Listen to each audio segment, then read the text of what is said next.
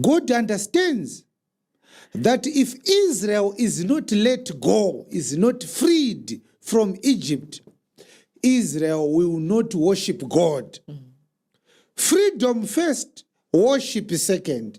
Sunungurwa wozo namata, sunungurwa wozo shumira Mwari. Has God turned around on this procedure?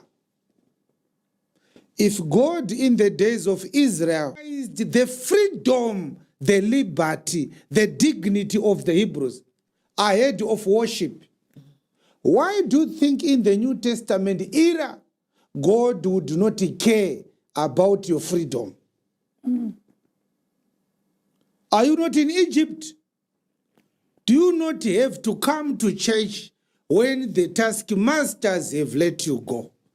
So if you are in Egypt and you are forced to worship God, you can't attend the Sabbath. You have to tell the priest that I have to come to the temple now after the taskmasters have let me go. I finish my shift at 10 p.m. I start at 6 a.m. They worked for more than 12 hours per day. By the time you get home, you want to sleep, even supper, you are not prepared to take your supper. You are too tired to sit at the table. You can't listen to a 4-hour sermon. You are too tired. Some of you need 4 days to finish listening to one sermon. Not because you are a lazy person, but because of the taskmasters. They are sucking you dry. Amen. So, this is the first issue I have to tell you. Talking about your freedom is not diverting the message of Christ. Come unto me, all ye that labor and all that are weary and are burdened, and I will give you rest. Jesus talked about giving people rest. Imi vakaneta, imi vakaremerwa, huyai ndikuzorodzei. So Jesus is capable of giving you rest. Rest for your soul, rest for your body, rest for your heart, and rest for your mind.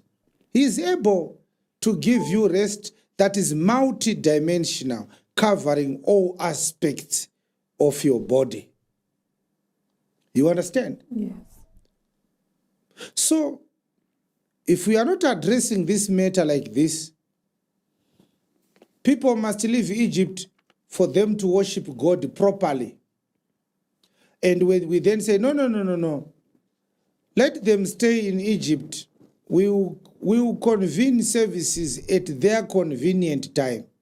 Attention to this admonition. It's a very powerful admonition and it carries a lot of grace.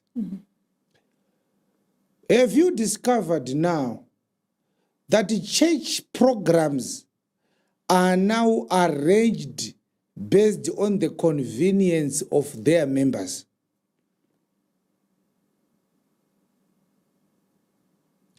The reason why the church starts at 9 and ends at 12 or 10 or 11, it's not what the pastor was told by God. It is because of the economic circumstances of his members. They can't stay in church the whole day. They need to go to work. Yes. My question is, which God is it whose programs are determined by ungodly employers? Your employer, who is not a believer, has set up a timetable when you should be at work and when you are free. The pastor then says, I wait for that timetable. Bring it to church. I'll then consolidate it with other people's timetables and then arrange the church timetable. When you are not going to work, then there will be a church service. Which God is that? Ndimwari upi anomirira Easter kuti vana vake vaungane? Ndimwari upi anoti chechi ngaitwe pa Heroes Holiday? Ndimwari upi anomirira Africa Day kuti vanhu vaite mutsanyo ndimwari upiye. Are we worshipping the God who created everything, or we have created a God who is accommodative, a God who is diplomatic, a God who negotiates with those that worship it? Which kind of a God is that? Which God is that? The one who created time, the one in whose hand is your life. He can take your life anytime. He can bring new people into this world anytime. Yes. That God has agreed with your pastor that on your Christmas holiday, that is when you are going to do a church conference. The government, an ungodly government, passes a law that regulates a pagan holiday that claims to celebrate the birth of a Jesus, which the government has no knowledge about.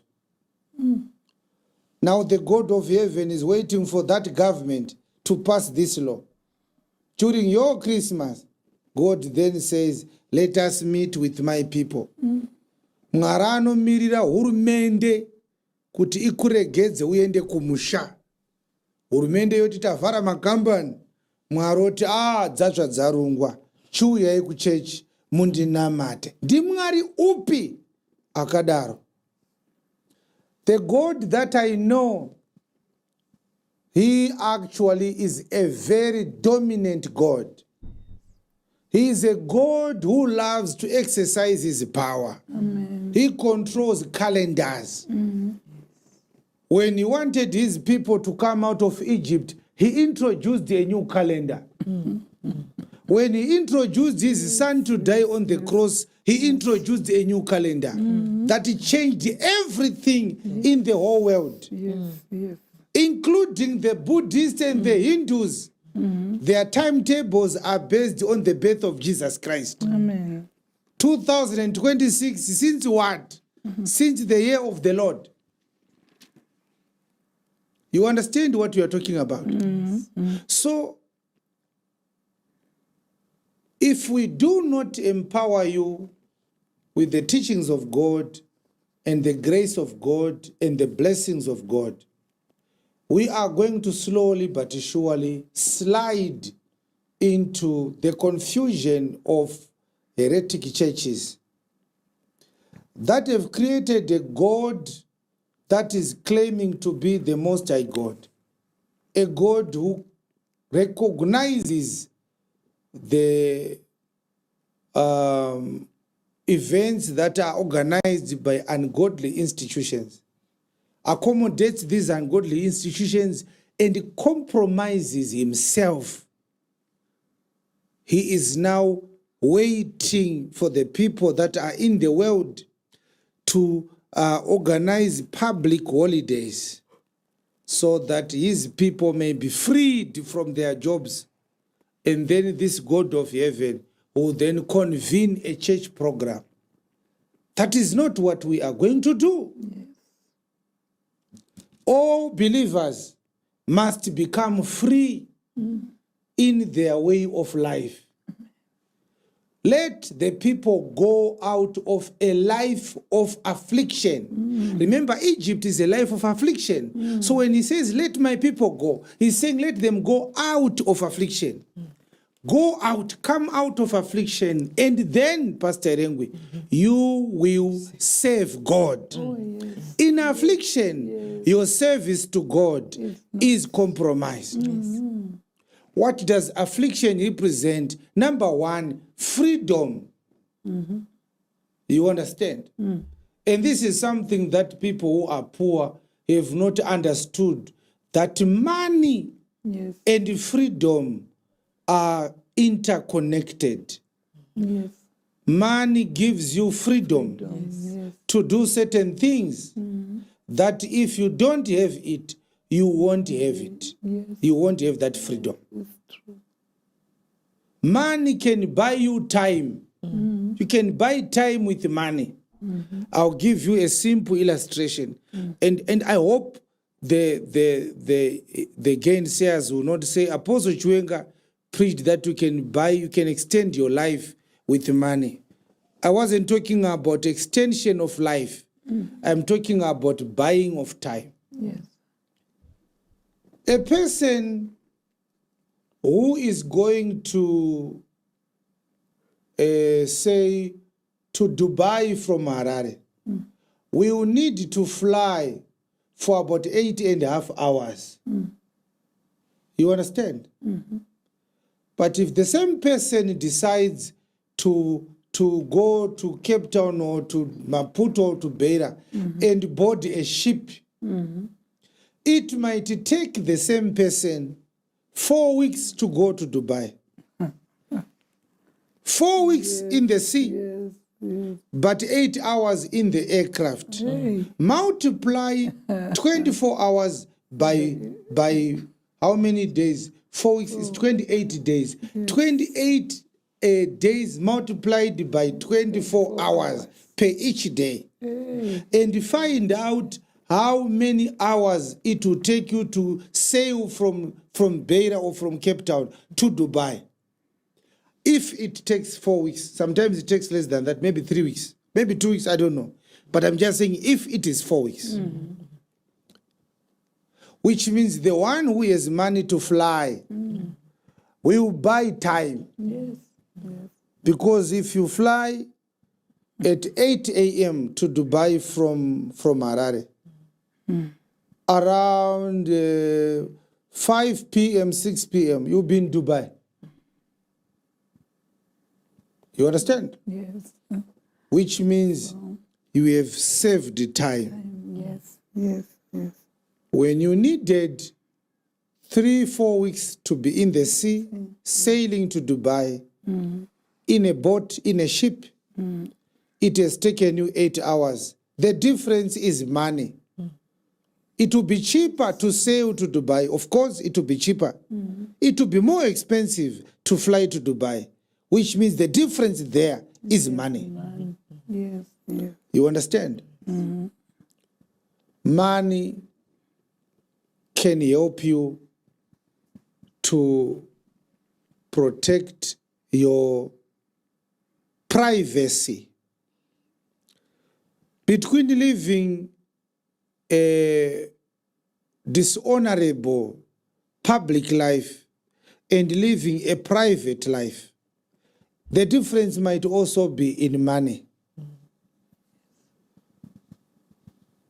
The difference between a person who is renting a house and the one who is renting a room, the difference is money. If you are renting a room, it means you are living with the strangers. Yes. Because each stranger is renting a room. Their privacy there is compromised. Because if you are renting a room, you will be sharing a kitchen, sharing a living room, sharing the bathroom. Your health might be compromised at the same time. Yes. You have to wait before this other tenant finishes bathing, before you also go into the bathroom to bath yourself. Yeah. You understand? Saka mune mchishare bathroom, you'll be sharing the bathroom, you'll be sharing the bathroom and the bathroom as well. You'll be sharing the bathroom and the bathroom. You'll be sharing the washing line to put your clothes there to dry. Yes. Andukona mune mchishare mulaini wekuyanikira hembe. Ukanyatsozvifungisa wakanyatsodzikama unoti kundaita sei kuna mamuzane napo ngoma itai apa maichipikira apa mese muri kuyanika hembe. Hazvina kunyatsoti kuita zvakanaka. So money can give you options. Can I do this or I can do that? If you don't have enough money, you might have only one choice, which is no longer a choice. Because a choice, it means more than one. You understand? Yes. Yes.